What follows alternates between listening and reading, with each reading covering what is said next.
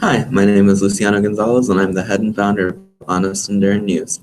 Today's video is going to be just a brief one. I just wanted to explain why I think having an English community in Honduras and having news for that English community is significant, and I do believe this.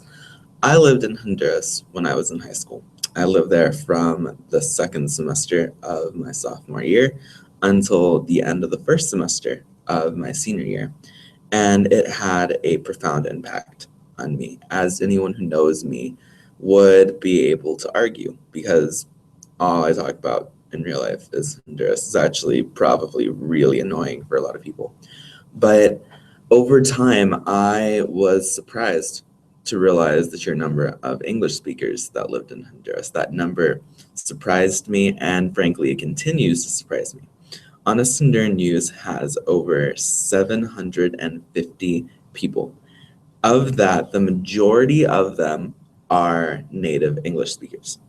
And whether or not they live in Honduras isn't always super clear, but I know that most of them that live in Honduras live in Roatan, they live in Copan, or they live in Tegucigalpa. And I think that this is significant, especially because that number is easily over 200 people. And that means that there being a source of English news centered around Honduras, which does exist without Honest Honduran News, there are other sources, is significant. But part of the reason why I think Honest Honduran News is not necessarily special, but is something a little bit unique, is because of the emphasis that it has on translations. And that's an emphasis that I don't necessarily want to continue in the future, but it's not something that I want to shy away from. Because I think that Honduran news, especially Honduran news in Spanish, does a decent job of reporting on the day-to-day reality faced by many Hondurans. And I think that many English speakers, both by courtesy of their linguistic abilities and by courtesy of where they live, and by other things, such as the amount of money that they have, which is something I think I already said. But I think that that makes them disconnected. And I know at the very least, when I went to school, I went to the American school. I know a lot of people who would get connected to the reality that many Hondurans face when they went to college and then came back.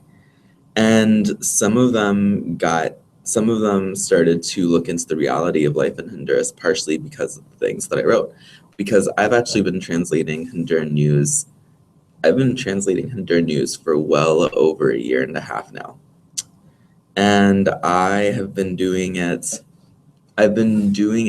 quietly, partially because there were other English news sources. There was Honduras Weekly, and there was Honduras News, and Honduras.com. Now, Honduras News still continues to post, but Honduras Weekly, which was the first English news source that I ever got to see that was centered around Honduras, stopped. And that was a big news source. It had over 2,000, is actually still growing on Facebook, the group, despite the fact that the actual website has stopped publishing, and has stopped publishing for over 6 months. And I think that that's an example of lots and lots of individuals who want to be able to receive news in English coming out of Honduras. And I think that for a variety of reasons, many of which are entirely blameless, many of which are reasons that people can get angry about, Honduran news is not in English. And when it is in English, it tends to be important critical news, oftentimes news that affects Hondurans living in the United States or Hondurans who are in the process of getting out of Honduras, including reasons that compel people to leave. And I can't say that it's necessarily a bad thing that that's the news, but at the same time, that leaves out a lot of details. There aren't that many news articles that talk about extortion. There aren't that many news articles which talk about sex education. which talk about the actual effects of poverty aside from on people who want to leave. And that has been changing over the course of the past year, which is something that I am very grateful for. But at the same time, it's not changing quickly. And having a community which is focused around English news is important. And having a community where people who are not necessarily Honduran, but who live in Honduras, feel like they have a voice and they feel like they can voice their concerns and they can talk about their experiences is something that's actually really important. And I think that Honest Honduran News has both been that place for a lot of people, and it could very well become that place for even more people. And that's the reason why I work so hard. The semester was my first semester in school since I started Honest Honduran News, and there were entire weeks where every single day I would wake up at 4 a.m. in order to do translations and be able to maintain my grades. And my grades this semester were not exceptional, but they actually were better than my grades last semester and then the semester before that, because ever since I came to college, I have been doing better every single semester than I did the semester before. And that's something that I'm actually very grateful for. It's been a challenging semester balancing everything out, but at the same time, when this semester began, I believe there were about 350 people in Honest Honduran News. I believe that the number was either less than 400 or it was just over 400. And I have seen it double since then. It's been an experience with Honest Honduran News, but it's really gone to show that there are people who want there to be a space for English speakers. There are people, both Honduran and not Honduran, and both Spanish speaking and not Spanish speaking, who want English speaking individuals to come to Honduras and to feel like there is a place for them to voice their thoughts, a place for them to learn if they actually want to learn about Honduran culture and Honduran history. And in the future, I'm going to start doing more things centered around Honduran history. It's just that it's tricky trying to balance everything and trying to find time to write. And I'm incredibly grateful that I have this opportunity. And it's been a lot of work building a place for English speakers digitally in Honduras. I can understand why people got burned out doing this, because that's part of the reason why websites like Honduras Weekly ultimately shut down. It's because it's difficult and it's time consuming and it's not always extraordinarily easy to build websites and Facebook groups for things like this, and it's difficult to keep them structured. I'm lucky in the sense that despite the fact that my group has over 750 something people, I think it's 757, 758 people, I have been able to continue to be one of the main people who posts.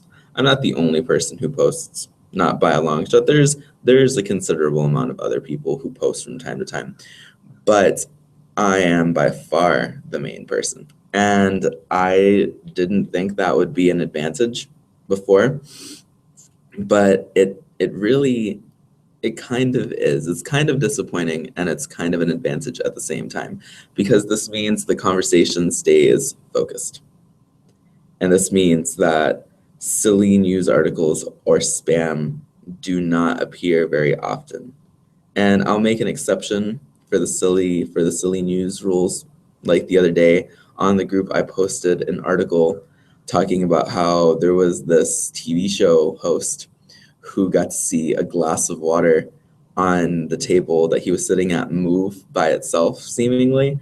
And I enjoy silly news articles like that, especially because they show a different side of Honduras that a lot of people don't see if you don't live in Honduras, and that a lot of people don't always get to hear about if they talk to Hondurans who live outside of Honduras.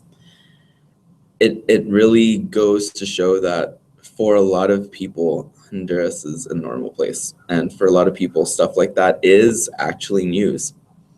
And I genuinely enjoy that because I found Honduras to be an extremely lovely place to live. There's a reason I fell in love with Honduras, and it wasn't because I had bad experiences over there. It was because my experience, as sheltered and as young as I was 16, and by the time I left, I was 18. It was an eye-opening experience for me personally, and I really enjoyed it. I rarely ever felt unsafe in Honduras. I rarely ever felt alone in Honduras. And it's partially because of the people that I got to be surrounded by, both the people from places like the United States and the people from Honduras and the people from other countries. It was the community that I built around myself. And the thing is, many, many, many people from the United States and from other countries who go to Honduras will have similar experience. I know several people who've lived there for over a decade who have never once felt endangered. And that's for a variety of reasons, not every single one of which is the people you surround yourself with. But it goes to show that there's a wealth of experiences in Honduras, many of which are not being talked about. It's easy to publish the negative news, and I publish plenty of negative news. There's a reason my news page is called Honest Honduran News, and it's not centered around solely positive news. The other day, I talked about the mayor that was assassinated. Yesterday, I talked about the soccer player that was murdered. Things are not super ultra positive.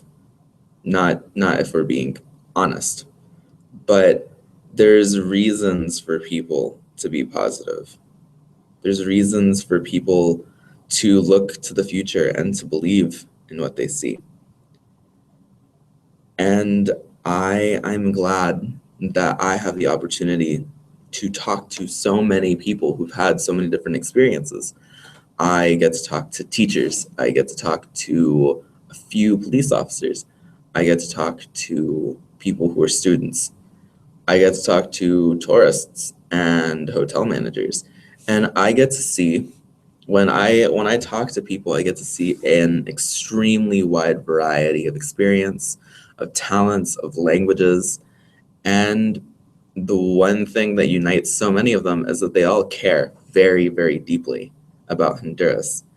And that's one of the things that I really appreciate because I too care really deeply about Honduras, which is the main reason why I spend usually at least an hour a day translating articles. And sometimes I get to translate more articles than other days. There are days when I get to translate as many as 9 articles, and there are days when I only get to translate 1. As a matter of fact, throughout the semester, there have been several days where I didn't get to translate a single one.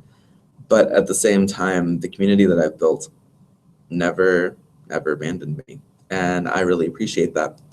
And in the future, my intention is to create a comprehensive news network which talks about events in English and which broadcasts on a variety of mediums, not just on the internet. So that way people do have access to the news, especially because there is an increasing number of people who speak English in Honduras, and many of them speak only English.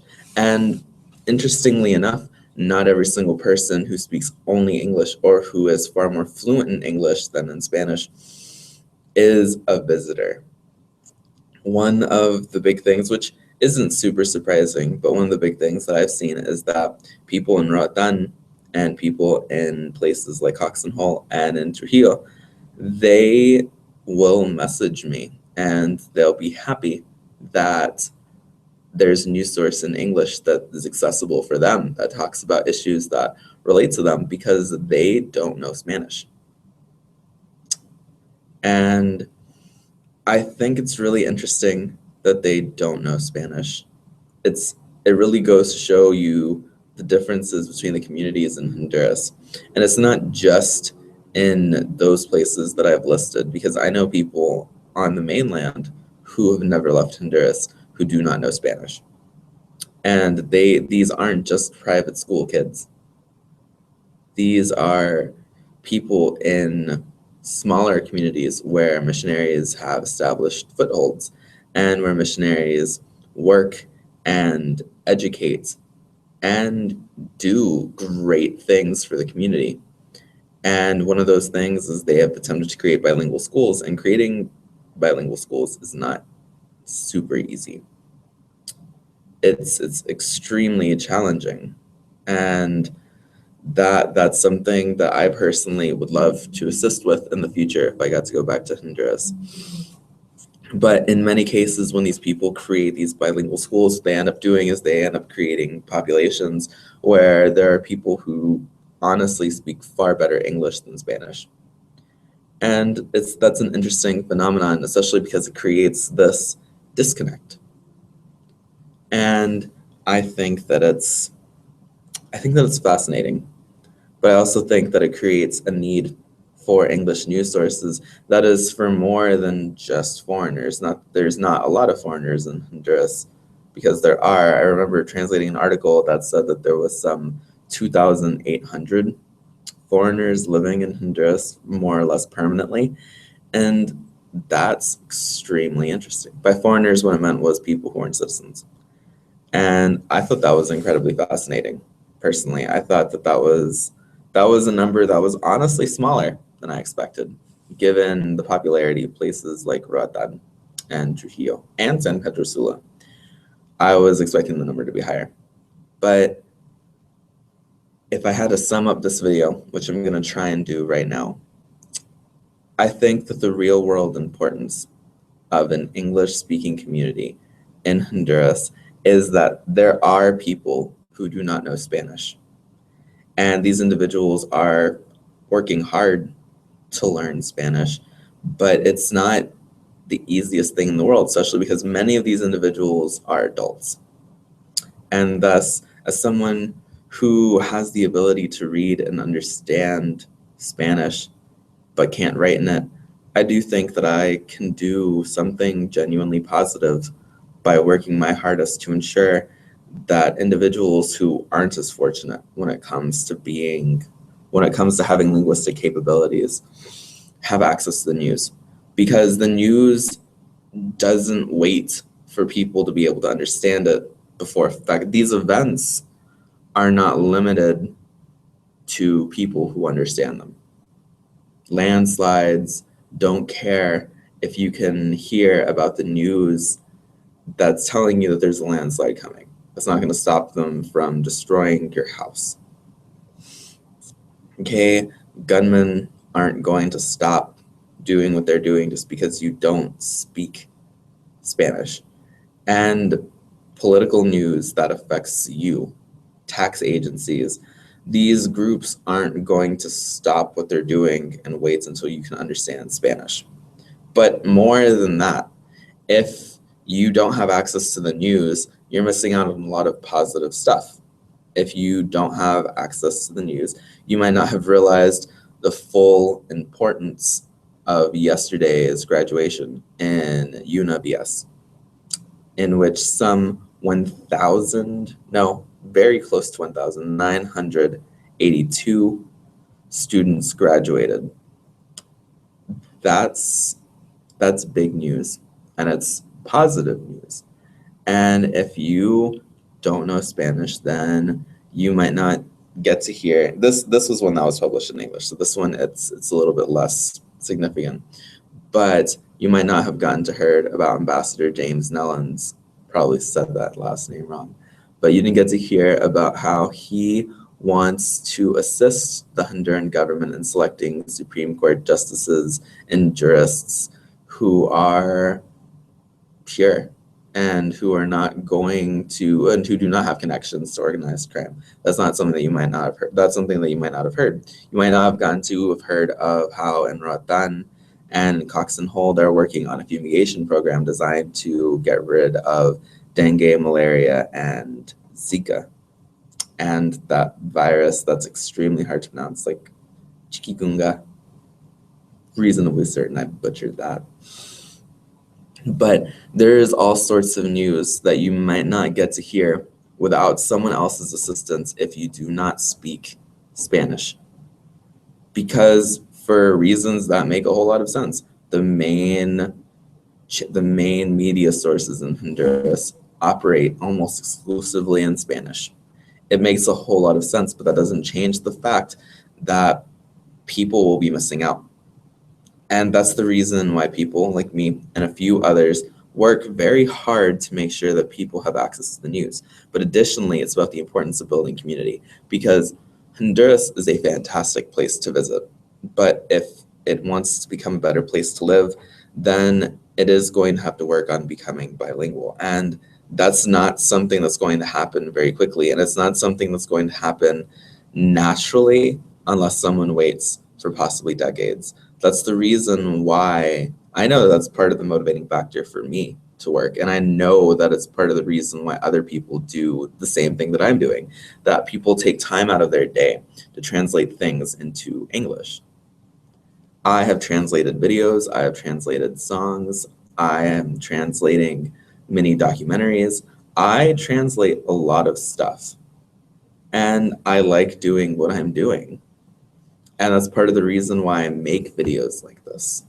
I make videos like this to let people know what's going on. And in the future, I'm going to start regularly making videos about more significant news stories that are not getting coverage in English. And those videos are going to have things like scripts, which this one didn't. And I'm going to work hard to provide quality content, because I do want to make the internet a place that understands Honduras a little bit more. Not just Honduras, but I feel like if someone starts this in Honduras, other people will eventually be motivated to do things like this for places like El Salvador, for places like Guatemala, for places like Argentina. But the thing is, lots of these places have popular English news sources, whereas Honduras kind of doesn't. And the English news sources that exist are starting to get more popular, which is good. They're starting to become more regularly viewed as conversations about immigration take place.